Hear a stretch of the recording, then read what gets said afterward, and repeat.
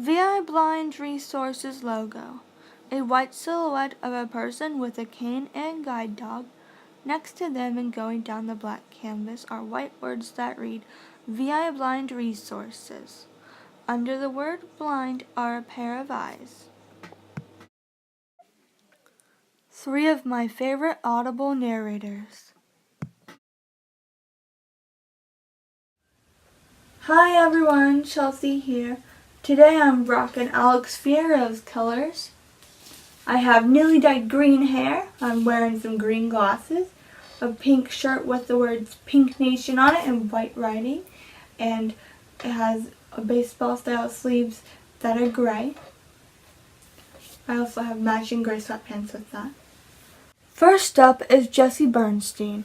He narrated all 5 Percy Jackson books, plus Percy Jackson's Greek Gods, Percy Jackson's Greek Heroes, The Demigod Files, Camp Half-Blood Confidential, part of the Demigod Diaries. He is one of those people who has a young voice, so he is perfect to play Percy since he ages from 12 to 16 in a course of 5 books. So everything that is Percy related, he narrates. When I was reading Miss Peregrine's Home for Peculiar Children, he narrates that too, and I recognize his voice. I'm like, that is the voice of Percy Jackson.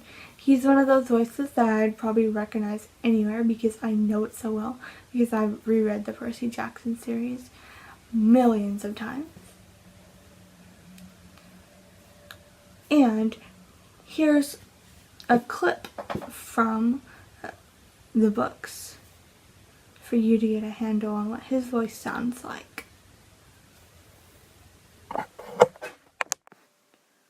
Excerpt from The Lightning Thief. Image description. A yellow lightning bolt on a black background. Look, I didn't want to be a half-blood. If you're reading this because you think you might be one, my advice is close this book right now. Believe whatever lie your mom or dad told you about your birth and try to lead a normal life. Being a half-blood is dangerous. It's scary. Most of the time, it gets you killed in painful, nasty ways. If you're a normal kid, reading this because you think it's fiction, great, read on. I envy you for being able to believe that none of this ever happened. But if you recognize yourself in these pages, if you feel something stirring inside, stop reading immediately. You might be one of us. And once you know that, it's only a matter of time before they sense it too. And they'll come for you. Don't say I didn't warn you. Next up is Caitlin Davies. She narrated all but 4 of the House of Night series. She also narrated all 4 of the novellas and book 1 of the sequel series called Loved, a House of Night Otherworld novel. She has one of those dramatic voices that is perfect for a book series about a vampire finishing school. She's perfect for teenager voices, and she does a good southern accent, which I can't do very well, but you can get a taste of her voice right now. Here you go. An excerpt from Burned. Image description. An outline of a red crescent moon on a black background. Fame began the invocation anew, this time with an altogether different intent. Later, he would tell himself that his response had been automatic, that he'd been acting under the influence of their imprint.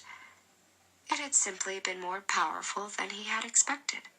It was the damnable imprint that had caused him to believe that the surest, quickest way to end the horrible wash of emotions from the Red One was to draw her to him, and thus remove her from whatever was causing her pain. Couldn't be that he cared that she was in pain. It could never be that. Last up is Michael Crouch. He narrated The Ship of the Dead, Twilight 10th Anniversary, / Life or Death, and Simon versus the Homo sapiens agenda. His voice is a great sarcastic voice, and it fits the tone of The Ship of the Dead.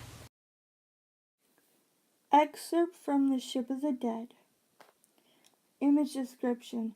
A sketch of Magnus and Alex kissing under a blanket. Blitz and Hearth were almost to the shore when Alex stopped abruptly. I didn't have any energy left either, but I thought I should try to sound encouraging. We have to keep going. I looked over. We were nose to nose under the blankets. Her eyes glinted, amber and brown. Her scarf had dipped below her chin. Her breath was like limes.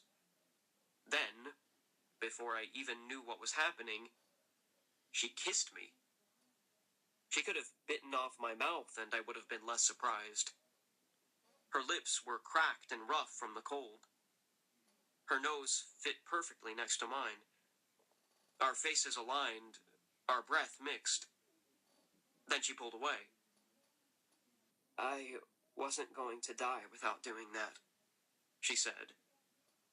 The world of primordial ice must not have frozen me completely, because my chest burned like a coal furnace. Well, she frowned. Stop gaping and let's move. We trudged toward the shore. My mind wasn't working properly. I wondered if Alex had kissed me just to inspire me to keep going, or to distract me from our imminent deaths. It didn't seem possible that she'd actually wanted to kiss me. Whatever the case, that kiss was the only reason I made it to shore.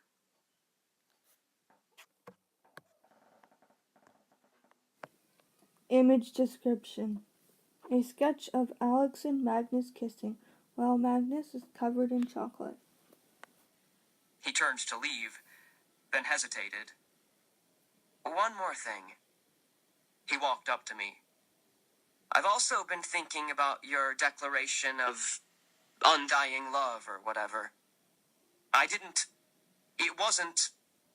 He clamped his hands on the sides of my gooey face and kissed me.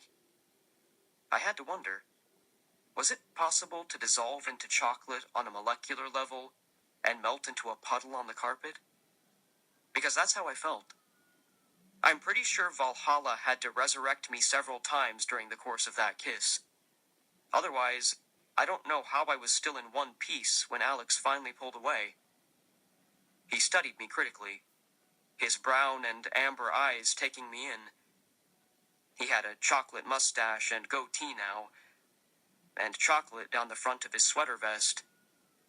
I'll be honest. A small part of my brain thought, Alex is male right now. I have just been kissed by a dude.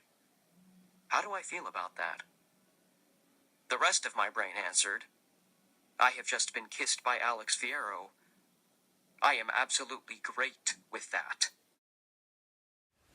I hope you enjoyed this video and found it helpful. If you have any requests for a video for me to do, let me know down in the comments. If you haven't subscribed, hit that subscribe button. Give this video a thumbs up. And join our One New Thing a Day challenge over on Instagram. If you're blind or visually impaired, you can be featured on our Instagram. If you want to learn more about me, watch the I Was Born This Way video and the What I Can See / Why Do I Wear Glasses video. If you want to learn about one of my coping skills for my anxiety, watch the How Fidget Toys Help Me video. If you'd like to contribute, watch the How You Contribute video. And if you have any questions, go ahead and email us. Well, I'm going to go right now, so I hope everyone has a great Thanksgiving, and I'll catch you next time.